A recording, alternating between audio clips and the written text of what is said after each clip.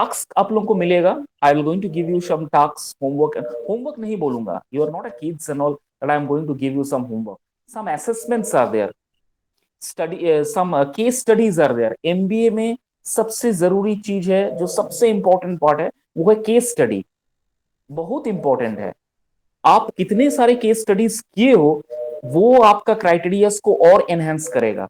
आप जब अपना रेज्यूमे तैयार कीजिएगा for job perspective point of view, आप जब अपना रेज्यूमे क्रिएट कीजिएगा, उसमें ये चार चांद लगाएंगे कि मैंने ये केस स्टडीज किया है, मैंने ये थ्योरेटिकली इसका सॉल्यूशंस निकाला है.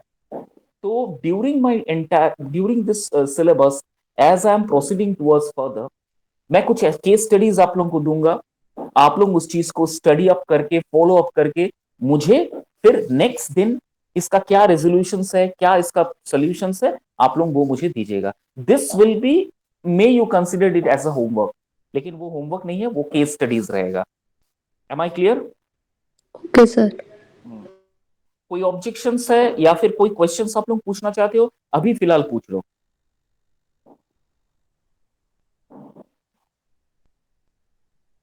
अच्छा, ठीक है. तो this is the management process and organizational behaviour.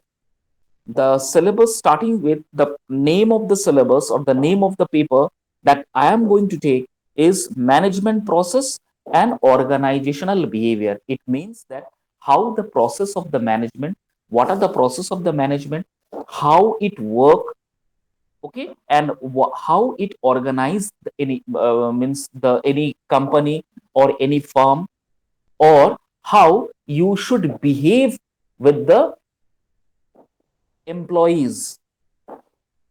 Okay, your behavioral aspect of your towards your employees, these all things comes under management process and organizational behavior.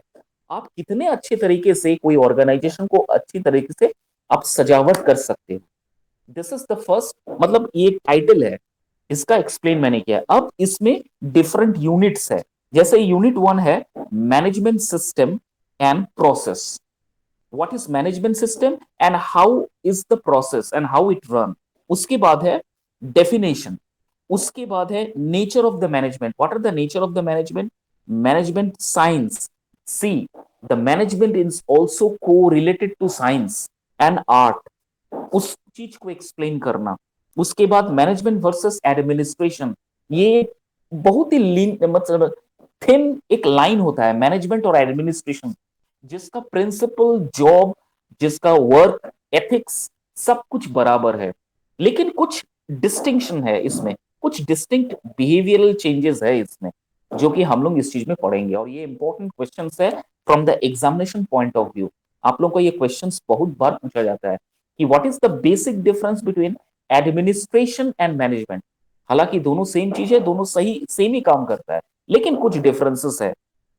उसके बाद है फंक्शंस ऑफ मैनेजमेंट. उसके बाद है सिग्निफिकेंस और importance of management, evolution of management, thoughts, introductions, approaches to management, classical theory.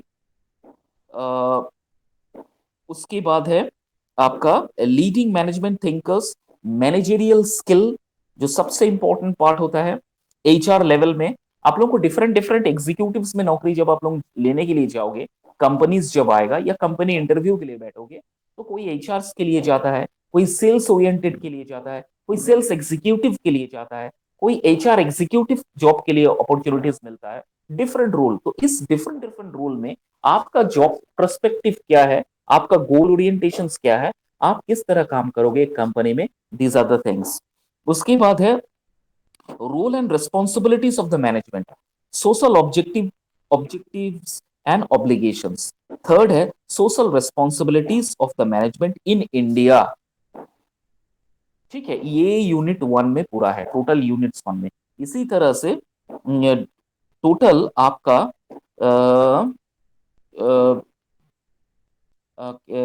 आपका total unit five, total total unit five है, up two unit five, जिसमें से एक एक यूनिट से 10 आप लोगों को पेपर्स पढ़ना पड़ेगा. क्लियर है? आप लोगों को मैम सिलेबस आज फॉरवर्ड कर देगी. You will going to get the syllabus and according to that आप लोग को सब पता चल जाएगा। तो आज बीइंग एन आउटलाइन, और आज पहला क्लास है, मैं थोड़ा सा इसका इंट्रोडक्शंस मैं आप लोगों को बता देता हूँ। मैनेजमेंट सिस्टम क्या है, इसका प्रोसेस क्या है, डेफिनेशंस क्या है, and nature of the management क्या है। ठीक है, is it clear? Yes, Yes, sir. sir.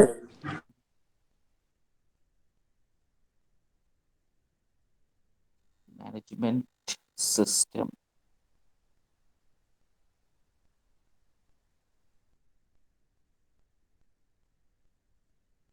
Just a minute wait, मैं थोड़ा सा बुक्स ये कर देता हूँ।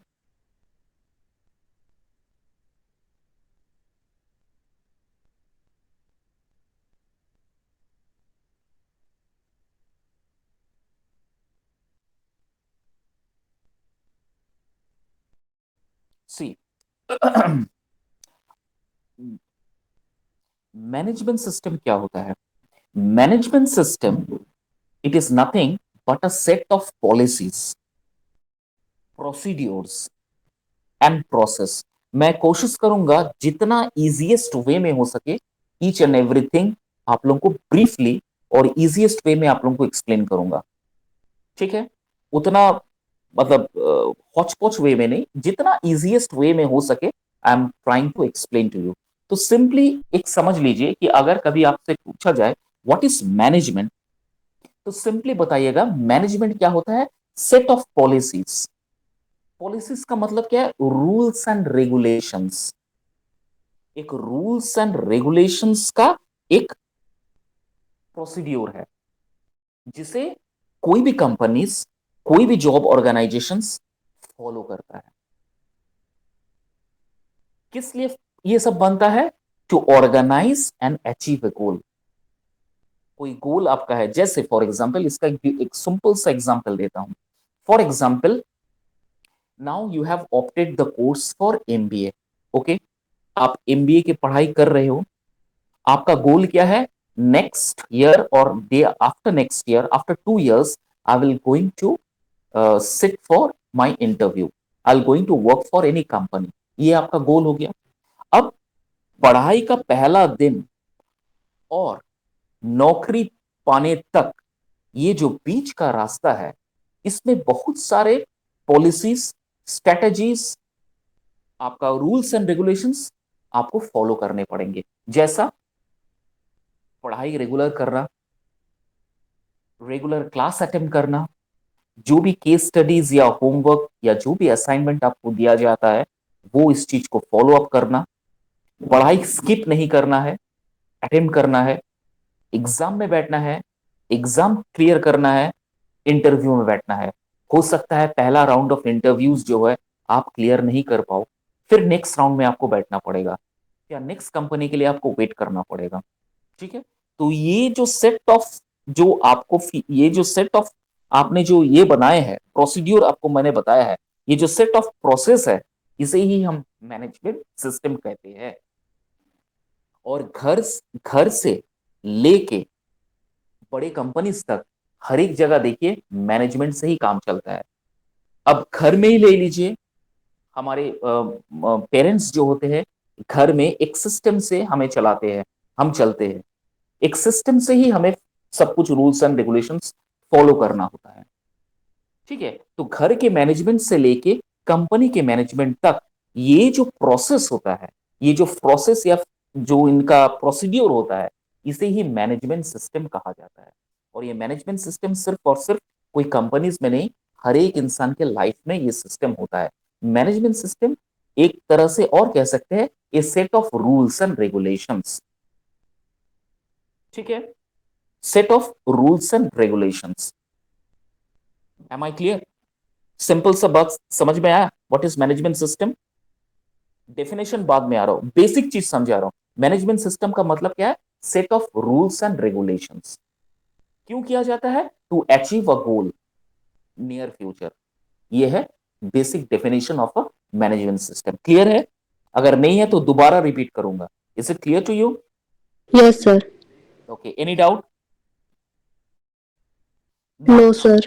Okay, good. मैं ऑडिएबल हूं ना? क्लियर है वॉइस? Yes, sir.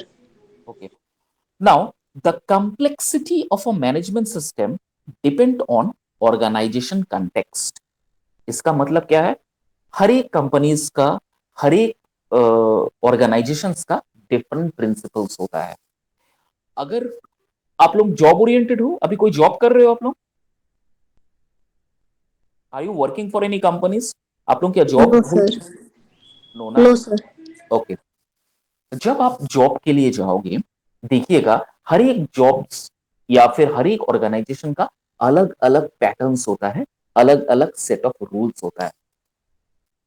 ठीक है, फॉर एग्जाम्पल देखो, हम जब स्कूल में पढ़ाई करते थे तो हमारा स्कूल का टाइमिंग्स क्या था, what was the timing of our school, may be from 8:30 और may be from 9 AM to 2 PM, 1:30 PM।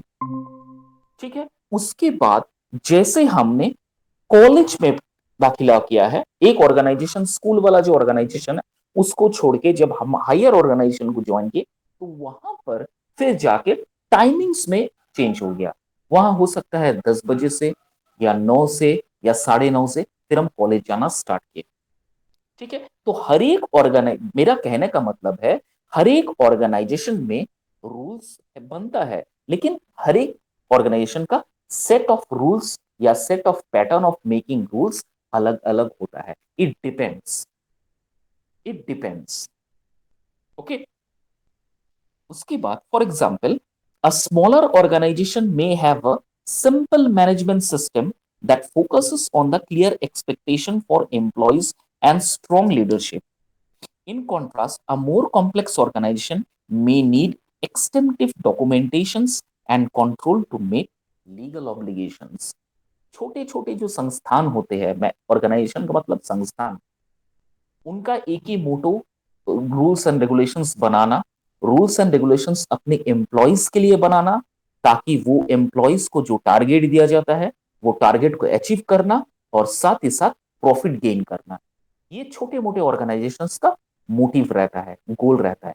लेकिन जब बड़े ऑर्गेनाइजेशन में आप चले जाते हो, when you are working for any big organisation, तो उनका प्रोसेस क्या होता है, everything should be document properly, everything should be documented properly, thing should be make legalized।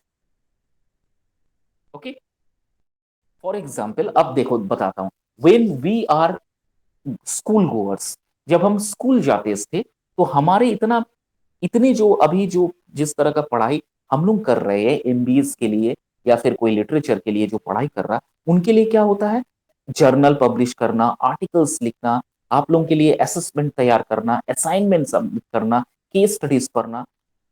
ठीक है, तो ईच एंड एवरीथिंग आपको लीगली तैयार करना पड़ता है, डॉक्यूमेंटेशन प्रॉपरली, क्योंकि वो सब चीज आपको, आप जब फ्यूचर में नौकरी के लिए जाओगे तो वो सब चीज मांगा जाएगा कि मिस्टर XYZ आपने किस असाइनमेंट में काम किया है, मिस्टर XYZ आपने किस प्रोजेक्ट में काम किया है। ठीक है, वो प्रॉपर डॉक्यूमेंटेशन होना चाहिए। लेकिन स्कूल में आपने होमवर्क किया है कि नहीं, ये कभी आपको नौकरी में जाते हुए पूछेगा नहीं। तो छोटा ऑर्गेनाइजेशंस का जो रूल्स एंड रेगुलेशंस होता है वो सिर्फ और सिर्फ एम्प्लॉयज के लिए होता है, और उन एम्प्लॉयज के माध्यम से उनको टारगेट दिया जाता है, और उस टारगेट को फुलफिल करने के बाद वो प्रॉफिट अर्न करते हैं। This is the main objective और this is the main motto of smaller organization.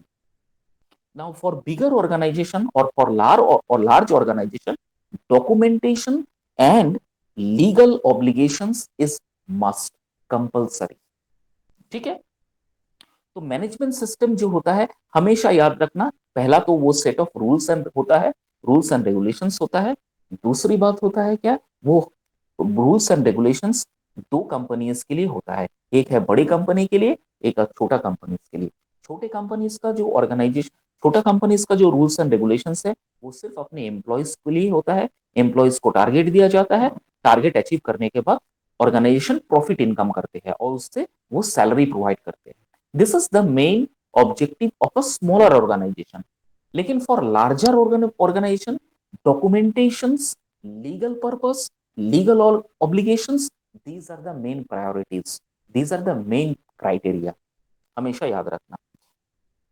Okay, now management system कैसा काम करता है, या फिर कुछ इंपॉर्टेंट स्ट्रक्चर हम बताने जा रहे हैं। पहला, management system help organisations achieve objectives related to product quality, operational efficiency, environmental performance and मोर।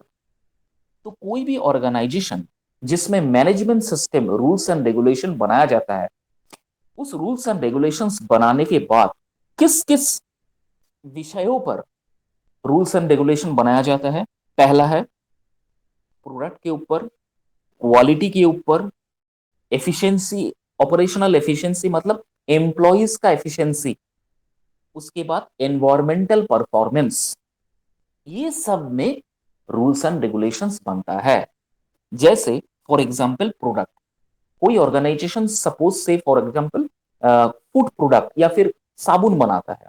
सोचो कोई एक कंपनी साबुन बनाता है, तो सबसे पहले वो क्या करेंगे, रॉ मटेरियल्स कहां से आ रहा है, रॉ मटेरियल्स कितना यूज हो रहा है, कितना वेस्ट हो रहा है, इससे मुझे कितना प्रॉफिट हो रहा है, मेरा ईयरली टर्नओवर कितना हो रहा है, ये सब पहले वो क्राइटेरियाज को फुल करेंगे। वो फिर उसमें से वो रूल्स एंड रेगुलेशन बनाएंगे कि मुझे इतना यूज करना है, इतना मुझे सेव करना है, उसमें रूल्स एंड रेगुलेशन बताएंगे। तो क्या करेंगे, एम्प्लॉयज फिर जितना दिया जाता है उसी में से वो काम करेंगे, इसमें रूल्स एंड रेगुलेशन बनता है। दूसरा कहां बनता है, क्वालिटीज में बनता है रूल्स एंड रेगुलेशन। अच्छा क्वालिटी बनाना पड़ेगा ताकि लोगों को अच्छा क्वालिटीज मिले, लोगों फिर वही प्रोडक्ट के लिए हमारे पास दोबारा आए। तो उसमें फिर रूल्स एंड रेगुलेशन बना दिया जाता है कि आपको इस तरह का पैकेजिंग करना पड़ेगा, पैकेजिंग अगर थोड़ा सा भी इधर उधर हुआ फिर वो प्रोडक्ट नहीं बिकेगा, लॉसेस कंपनी को हो जाएगा, इसलिए उसमें स्ट्रिक्ट रूल्स एंड रेगुलेशन लगा दिया जाता है। तीसरी कहां लगाता है, operational efficiencies means employees efficiency. Employees efficiency का मतलब है जो एम्प्लॉयज को जितना अच्छा स्किल और नॉलेज है, उस एम्प्लॉय को सबसे ज्यादा मुश्किल वाला काम ही दिया जाता है, उसमें ज्यादा से ज्यादा रूल्स एंड रेगुलेशंस लगाया जाता है। ठीक है, जो एम्प्लॉयज एफिशिएंसी नहीं है, वर्क करना नहीं चाहता, कर नहीं पाता है, उसको फिर वो रिजेक्ट कर दिया जाता है। ठीक है, और दूसरा है एनवायरमेंटल परफॉर्मेंस। आप जो ऑर्गेनाइजेशन में काम कर रहे हो, उस ऑर्गेनाइजेशन का एनवायरमेंट कैसा है, उसमें रूल्स एंड रेगुलेशन लगाया जाता है। फॉर एग्जाम्पल क्या है, 10 बजे अगर ऑफिस है तो आपको शार्प 10 बजे ऑफिस आना पड़ेगा, 5 बजे तक का शिफ्टिंग है तो 5 बजे तक शिफ्टिंग में ही काम करना पड़ेगा। तो ये सारा जो रूल्स एंड रेगुलेशंस लगता है कोई ऑर्गेनाइजेशन में, तो ये सब विषयों पर रूल्स एंड रेगुलेशंस लगता है। That is quality, objective, operational efficiency and environmental performance. Clear है यहां तक, any doubt? No, sir. Okay, next है structure, the structure of management system. अब मैनेजमेंट सिस्टम का स्ट्रक्चर कैसा होता है, management system help organizations to organize themselves to ensure smooth process and achieve result। जो मैंने पहले बताया था ये सेम चीज यहां पर लाइंस में लिखा हुआ है। Management system rules and regulation सिर्फ इसीलिए बनाता है ताकि काम स्मूथली रन हो, प्रोडक्ट अच्छा हो, और जो रिजल्ट वो अचीव करना चाहते हैं वो रिजल्ट उसे उस कामयाबी को उसे मिले, वो एक स्ट्रक्चर होता है मैनेजमेंट स्ट्रक्चर। दूसरा है improvement. Now this management system should be continuously improve at the organisational learner. हमेशा ऑर्गेनाइजेशन, किसी भी ऑर्गेनाइजेशन, चाहे वो एजुकेशनल ऑर्गेनाइजेशन हो या फिर कोई इंडस्ट्रियल सेक्टर या इंडस्ट्रियल ऑर्गेनाइजेशन हो, हमेशा क्या करना चाहिए, अपना जो rules of set of rules and regulations होता है या अपना जो गोल्स होता है उसको हमेशा इंप्रूव करते रहना चाहिए, रोटेट करते रहना चाहिए, then only it will going to get improve. अगर आप एक जगह स्टैग्नेंट हो जाते हो तो फिर आपने आगे बढ़ने का जो वो जज्बा है वो फिर रुक जाता है। आप अगर सीखना बंद कर दोगे तो फिर आप एक जगह स्टैग्नेंट हो जाओगे, then you cannot run for your goal. This is the main criteria. It is that is why every management should try to improve themselves from every perspective or from every areas of the work or every areas of set of rules and regulations which they provided. ठीक, उसके बाद benefits. Management का एक और rules and regulations या एक और process है जिसे बेनिफिट कहते हैं। बेनिफिट क्या है ना? Management system can help companies to improve performance and efficiency and distinguish them from companies that operate randomly. This is another important part. क्या बोल रहा है? Management system can help companies to improve performance. Okay, now this management system इतना powerful impact इसका पड़ता है कि कोई भी ऑर्गेनाइजेशन में अगर मैनेजमेंट सिस्टम को अच्छे से स्टडी या फॉलो किया जाता है तो उस कंपनीज में बहुत इंप्रूवमेंट करता है, उसका performance sky to the high होता है एंड उसका एफिशिएंसी और उसका कंपनीज का जो शेयर है या फिर गोल है वो फिर सबसे आगे होता है। अब मैं अगर आप लोगों से पूछूं कि सबसे अच्छा पढ़ाई कहां पर होता है? टीचर्स फैकल्टीज हर एक का स्टेट का हर एक फैकल्टीज अच्छा है, लेकिन सबसे अच्छा पढ़ाई कहां होता है आपको मालूम है? Do you know where the best colleges or the best means education or organizations are there related to educational field? मैं एजुकेशन में हूं इसलिए मैं बता सकता हूं। सबसे पहले if you go to the Bangalore, the atmosphere of the Bangalore or the environment of the Bangalore is mind blowing, terrific. The process of the management is very efficient over there. The management process is very much efficient over there. They are always look after the improvement, जो कि हमारे झारखंड में भी है। बहुत सारे efficient teachers है, बहुत सारे एफिशिएंट फैकल्टीज है, बहुत सारा एफिशिएंट ऑर्गेनाइजेशन है, लेकिन मैनेजमेंट बहुत कमजोर है। मैनेजमेंट तो रूल्स बनाते हैं, लेकिन फिर क्या होता है, एक दो महीने उस रूल्स पे काम करने के बाद धीरे धीरे वो कोलैप्स हो जाते हैं या फिर मैनेजमेंट टूट जाते हैं या फिर आगे उसमें काम करना बंद कर देते हैं। और इसीलिए एजुकेशन सेक्टर में झारखंड बहुत पीछे चलते हैं। अभी तो फिलहाल फिर भी ग्रेड्स कुछ आगे बढ़े हैं, पहले बहुत पीछे थे। ठीक है, जैसे फॉर एग्जाम्पल अगर suppose you are doing an MBA, now MBA के सबसे best and best Delhi, Mumbai, Calcutta and Bangalore, these are the best places to learn MBA. The most specified, well equipped or efficient colleges of MBA you can find in this particular states or this particular cities only. So what does it mean? That Jharkhand doesn't have any good faculties or good anything else to teach you MBA? No, that is not something like that. The problem is always reside in the management, reside the principles. For example जैसे मैंने class शुरू होने से पहले कहा कि आप अगर रेगुलर क्लास करते हो तो आपके लिए अच्छा है, आप आगे जाके इस चीज को और वेल मॉडिफाइड या आपके लिए आगे जाके फ्यूचर जो है बहुत ब्राइट होगा। ठीक है, कंपनीज आपके लिए पास आएंगे, आपको जब इंटरव्यू में आप बैठे हुए डेफिनेटली आप 100% आप उसका आंसर्स कर पाओगे। ठीक है, आपके लिए स्कोप अच्छा हो जाएगा। आपने पहला दिन ये बात को सुना, 2-3 दिन करने के बाद आप धीरे धीरे धीरे वहां से आप रेगुलरिटी को ब्रेक कर रहे हो। You are not attending the classes, कभी आ रहे हो कभी नहीं आ रहे हो, कभी छोड़ दे रहे हो। अब ऐसा करने से मेरा भी टाइम वेस्ट हो जाएगा, मैं फिर उस चीज को कंटिन्यू करूँ नहीं कर पाऊंगा। तो फिर क्या होगा, किसी एक के चलते बीच में जो ये मैनेजमेंट या रूल्स एंड रेगुलेशंस जो बनता है वो ब्रेक हो जाता है, उसके बाद फिर आगे नहीं बढ़ पाता है। This is the thing, regularity is very much important. और ये रेगुलरिटी इस सबसे बड़ा जो है वो नॉर्म्स या रूल्स एंड रेगुलेशंस में सबसे पहला पॉइंट यही दिया जाता है कि रेगुलरिटी। M I clear? ये होता है benefits. Is it clear to you? उसके बाद है सर्टिफिकेशन। मैनेजमेंट प्रोसेस में एक और प्रोसेस है certification. Abhijit, am I audible? Are you there? Yes sir. अब तक जो मैंने समझाया है, is it clear to you? ऐसा कोई डाउट है? क्योंकि तू मुझसे डाउट पूछते रहता है।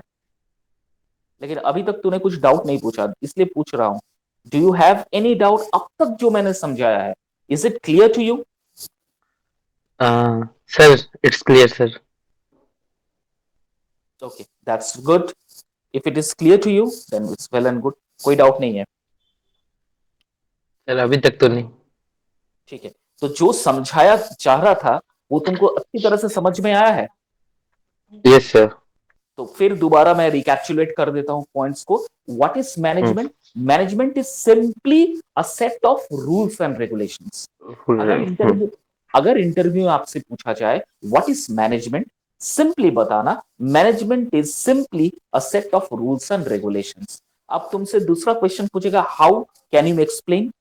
If any organizations fail to make a proper rules and regulations in their organization, then that company or that organizations will fail to achieve the goal for the near future. मैं जो English में बोल रहा हूं, is it clear to you?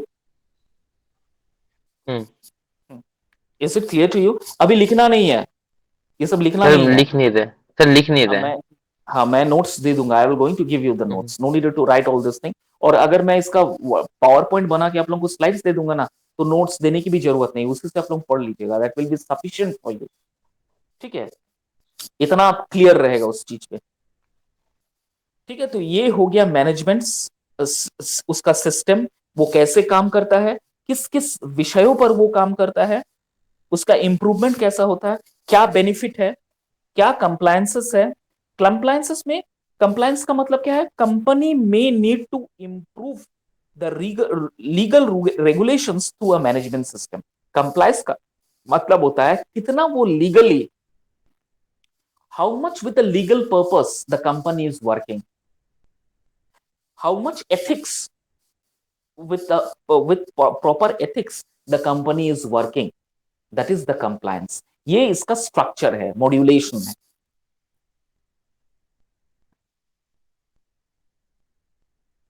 Okay,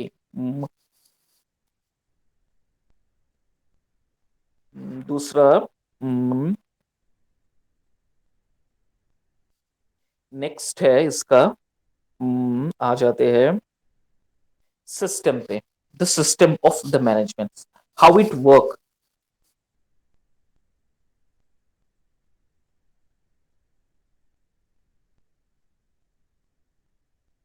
There is another important topic that I want to discuss with you today, that the benefit of management system for any company।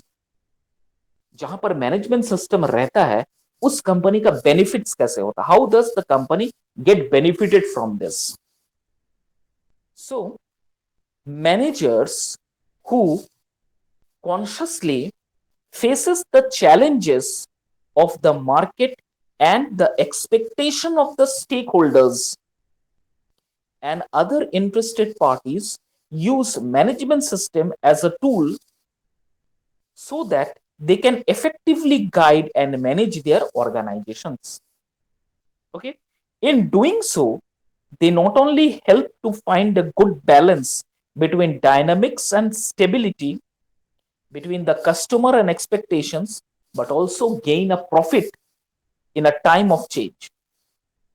So management system play an important role in the strategic alignment of companies and create a trust with the interested parties। This is the basic benefit you can get if the company runs in a management, through a management। क्या? Now you know the in the means any organization there is a big challenges are there, and what is the big challenges? To meet the expectations of the customer needs and demands।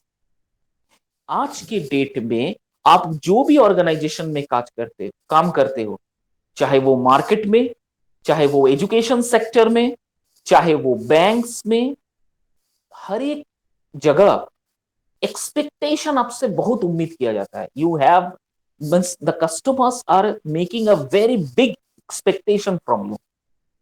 Expectation जैसे for example, जब भी Virat Kohli Indian cricket के लिए bat करने आते थे, we are expecting every time, oh God आज विराट कोहली 100 बना ले, every time we are expecting that आज 100 बना ले।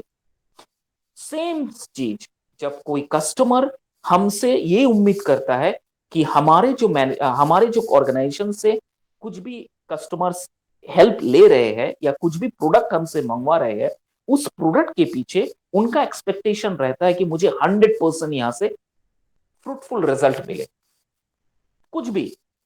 ठीक है, तो इस चीज को अगर हम मिनिमाइज या मिनिमम बैलेंस या फिर स्टिमुलेट पोजीशन या फिर साइमल्टेनियस पोजीशंस या स्ट्रेट पोजीशन में रखना चाहते हैं, तो इस चीज को केवल और केवल मैनेजमेंट के माध्यम से ही इसको ठीक किया जा सकता है। अदरवाइज आप उनका एक्सपेक्टेशंस को कभी मीट अप नहीं कर पाओगे। Never never ever going to meet up the expectations. Okay, this is the main criteria and this is the main benefit of a management. सबसे बेनिफिट होता है बेनिफिट मतलब मैनेजमेंट का। दूसरी बात, मैनेजमेंट क्या काम करता है? दूसरा काम करता है make a good balance between dynamic and stability. Dynamics और स्टेबिलिटी के बीच में एक अच्छा बैलेंस या अच्छा रैपो क्रिएट करता है। सपोज फॉर एग्जाम्पल हम जैसे कस्टमर्स और हम सब कस्टमर्स ही हैं, कोई ऑर्गेनाइजेशन से बहुत बहुत ज्यादा उम्मीद लगा के रखते हैं, बहुत ज्यादा वी बहुत ज्यादा एक्सपेक्टेशन करते हैं। अब इस एक्सपेक्टेशंस को अगर हम हर टाइम मीटअप करते रहेंगे ना, तो फिर कंपनी फिर लॉसेस में चल जाएगा। इसलिए कभी कभी कंपनीज क्या करते हैं, कुछ ना कुछ उसमें लूपहोल डाल देते हैं ताकि बैलेंस बना रहे। जैसे फॉर एग्जाम्पल इतने सारे जो स्कूटीज या बाइक्स बाजार में है, क्या जो जो बाइक्स मैन्युफैक्चरर कंपनीज जो है, they don't know what is the demand and need of a customer, what will be the circumference of a tyre or tube, what is the look of any bike it should be that it going to attract the customer, how to keep the fuel efficiency so that customer can attract us। ठीक है, तो जो bike या जो car manufacturer है या फिर bike manufacturer है, स्कूटर मैन्युफैक्चरर है, they know each and everything of it. और वो चाह कर भी वो चाहते तो बहुत कुछ कर सकते हैं, लेकिन वो कुछ ना कुछ कंट्रोल करके रख देते हैं। या तो इस बाइक में आपका टायर का जो सर्कमफ्रेंस है वो कम कर देगा, किसी बाइक में अच्छा हेडलाइट देगा तो सीटिंग प्रॉपर नहीं देगा, किसी बाइक में फ्यूल एफिशिएंसी को बहुत अच्छा दिया जाएगा तो उसका डिस्क ब्रेक सिस्टम थोड़ा सा दिक्कत करेगा। कुछ ना कुछ करके रख देते हैं। क्यों? अगर हम हर एक एक्सपेक्टेशंस को मीटअप करते रहेंगे ना, तो फिर कंपनी पागल हो जाएगा, द कंपनी फुलफिल नहीं कर पाएगा, कस्टमर्स का डिमांड और बढ़ते रहेगा। इसीलिए ये साइकोलॉजिकल पॉइंट ऑफ व्यू से कंपनीज क्या करते हैं या मैन्युफैक्चरर क्या करते हैं, कुछ ना कुछ लूपहोल्स अपने गाड़ी में निकाल देते हैं। फॉर एग्जाम्पल पहले देखिएगा एक्टिवा के बहुत सारा वर्जन्स आता था, एक्टिवा 1 2 3 4 5 6 जी, 6 जनरेशंस, इतना क्रेज था एक्टिवा का, यू कांट इमेजिन। अभी धीरे धीरे क्या क्या टीवीएस का जितने भी स्कूटीज है, टीवीएस का जितने भी सीरीज ऑफ टू व्हीलर्स है, अब उनमें थोड़ा सा चेंजेस आ रहा है और एक्टिवा थोड़ा सा डाउन मार्केट हो गया है। टीवीएस वाला जो है थोड़ा सा मार्केट को ये कर रहा है, स्ट्रॉन्ग कर रहा है। क्यों? टीवीएस ने अपने जो बाइक मैन्युफैक्चरर है उनमें बहुत सारा मॉडिफिकेशंस किया है। सिर्फ मॉडिफिकेशन ही किया है, बाकी सब कुछ बिल्कुल सेम है। लेकिन कस्टमर्स क्या है, उनको लग रहा है कि मुझे जो एक्सपेक्टेशन चाहिए था वो मुझे मिल रहा है, that is why they are craving for the expectation. अभी रिसेंटली एक टू व्हीलर लॉन्च हुआ है, जुपिटर का स्कूटी, जुपिटर का टीवीएस जुपिटर का स्कूटी लॉन्च हुआ है। My goodness, the look is means the look, if you just go with the look, means you will feel mesmerized, what is a beautiful brand look। अभी वो जो car का जो headlight है उसका हेडलाइट का मॉडल बोला है, बॉडी स्ट्रक्चर थोड़ा लीन एंड स्लिम कर दिया गया, उतना चौड़ा नहीं किया है। पहले जो पुराने जमाने के पुराना जो जुपिटर का, अगर आप टीवीएस का स्कूटर देखोगे, वो बॉडी बहुत मतलब फैला हुआ था, अभी एकदम लीन फैंसी कर दिया है। ठीक है, तो ये जो थोड़ा सा मॉडिफिकेशन कर रहा है, क्या कर रहा है, एक्सपेक्टेशन को बैलेंस करने के लिए कर रहा है। अगर पूरा एक्सपेक्टेशन मीटअप करने लगे तो फिर कंपनीज बंद हो जाएगा, ट्रायल नहीं कर पाएगा, कंपनीज को लॉकआउट कर देना पड़ेगा। दैट इज वाई वो थोड़े से मैनेजमेंट को अगर स्टेबल करना होगा, कोई भी कंपनी अपने आप को अगर स्टेबल पे रखना चाहता है तो ये सब हथकंडे अपनाना पड़ेगा to make it stabilise, otherwise you will be out of the market, thrown out of the market. Okay, so this is the thing. Now दूसरा पार्ट है, what are the advantage of management system? Okay, this is the next important point, that what is the advantage? Advantage क्या है management system का?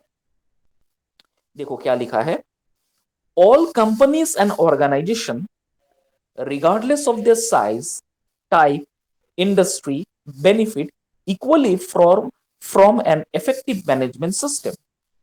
They focus on the requirement of customers, other interest parties, or sustainability issues, and provide your company with crucial support and successfully meeting the challenges of the market and society. Whereas this system are actually practiced and continuously developed, they support the organization in avoiding mistakes, identify the opportunities and risks, and meeting the requirements of all stakeholders. At the same time, they make it easier to adapt to constantly changing conditions. Management system का एक और सबसे important part है, क्या है, कि वो हर समय अपने आप को आइडेंटिफाई करवाता है, अपॉर्चुनिटीज ग्रो करवाता है, रिस्क लेना सिखाता है, प्रॉफिट गेन करवाता है। ठीक है, आप जो जो मिस्टेक्स कोई कंपनी करता है उस मिस्टेक्स को अवॉइड करने की कोशिश करता है। मैं जब भी, इससे पहले भी मैंने जब एमबीए स्टूडेंट्स पढ़ाया था, I am always giving an example of A Nokia phone. शायद अभिजीत पहला था बीबीए में, तो मैं, अभिजीत भी जानता है कि मैंने एक नोकिया फोन का एग्जांपल्स दिया था। Yes sir. जब नोकिया फोन मार्केट में आया था, वे नोकिया फोन मार्केट में आया था, उसका क्रेज इतना था अनबिलीवेबल। कंपनी ने एक साल बाद ब्लैकबेरी लाया, उसी का एक नया वर्जन, बट कंपनी का मैनेजमेंट सिस्टम उतना स्ट्रॉन्ग नहीं था। They only follow the ethics, they not follow the management skill. और अकॉर्डिंग टू द जनरेशन उन्होंने अपने आप को चेंज नहीं किया है, जिसकी वजह से आज नोकिया फोन आप सारी मार्केट में आपको नहीं मिलेगा। क्यों? उन्होंने एआई टेक्नोलॉजीज को नहीं अपनाया, उसने अपना टेक्नोलॉजीज को चेंज नहीं किया, उसने अपना जो मतलब स्ट्रक्चर है उसको चेंज नहीं किया। उनको इतना विश्वास था कि हमारे जो फोन है इतना वैल्यूएबल फोन है कि कोई भी मार्केट में आ जाएगा, हम मार्केट को पकड़े रहेंगे। और उसने मैनेजमेंट में काम नहीं किया, स्किल में काम नहीं किया, लुक्स में काम नहीं किया, एआई जनरेटिव्स में काम नहीं किया, अपना जो मतलब क्या जो क्या बोलते हैं उसको, जावाज या फिर पाइथन जो प्रोग्रामिंग्स है, सॉरी द प्रोग्रामिंग, उसमें काम नहीं किया। उन्होंने वही डब्बा वाला फोन ही बाजार में आया था। धीरे धीरे धीरे धीरे क्या हुआ, द मार्केट गेन। और मार्केट ऐसा है कि जो अच्छा आता है, इफेक्टिव होता है, मार्केट तुरंत उस चीज को कैप्चर कर लेता है, और तुरंत नोकिया को सब डिजोन कर दिया और दूसरे फोन में चला गया। आज सैमसंग ले लीजिए, और भी जो फोन है, वीवो प्लस ले लीजिए, ये सब फोन आज पूरा मार्केट में छाया हुआ है। नोट प्रो 1 ले लीजिए, इतना छाया हुआ है। आज नोकिया इतना अच्छा ब्रांडेड होने के बाद भी वो बाहर चला गया। Why? Because they follow the ethics but not the management rules and regulations. बस यही फिर डूब दिया जाता है, मतलब डूब गया। यही रीजन है कि नोकिया आज डूब गया मार्केट में। तो that is why advantage management का ये है कि आपको मैनेजमेंट स्किल ओरिएंटेड बनाएगा, रिस्क लेना सिखाएगा, अपॉर्चुनिटीज दिलाएगा, क्या पोजीशन है मार्केट का वो आपको सर्वे करके बता के आपको आगे लेके जाएगा. That is why these are the advantages of marketing management system. अब तक जो मैंने पढ़ाया है, any doubt, any questions, anyone? The students you are attending my class, do you have any doubt, any questions? अब तक जो मैंने पढ़ा है आप लोग पूछ सकते हो. Abhijit, if you have any doubt, anything that comes to your mind. Hmm, sir पहला क्लास बोलो. है sir. I know it is a first class, that's why I'm asking you.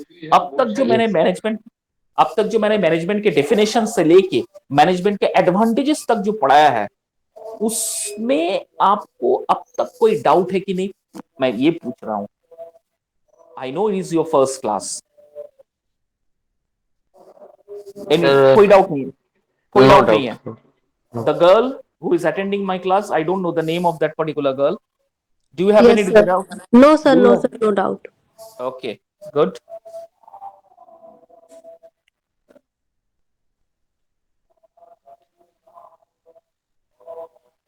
Okay, syllabus में और क्या है?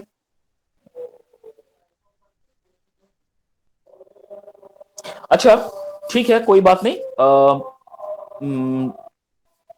अब तक तो अगर मैं इसको ऐसे ही पढ़ाते जाऊंगा तो it will be not be easier for you to understand, क्योंकि आप लोगों के पास भी कुछ नहीं है. तो टुमारो और day after tomorrow I will going to share you the PDF, sorry PowerPoint. मैं इसका पावर पॉइंट आप लोगों को बना के भेज दूंगा पीडीएफ वे में. आप लोग उस चीज को देखिएगा और मैं जब पढ़ाऊंगा आप लोगों के पास भी वो सेम चीज आप लोगों के सामने रहेगा. तो that will be much easier for you to make you understand. Otherwise मैं समझा रहा हूं, आप लोग ब्लाइंडली सिर्फ सुन रहे हो, वो थोड़ा सा होता है, दिक्कत होता है. ठीक है, मैं समझ रहा हूं. इसके बाद क्या है, आप लोगों का मैनेजमेंट एंड साइंस है. The management is compare with the science and art, that is an another important part. तो ये हम लोग नेक्स्ट क्लास में डिस्कस करेंगे.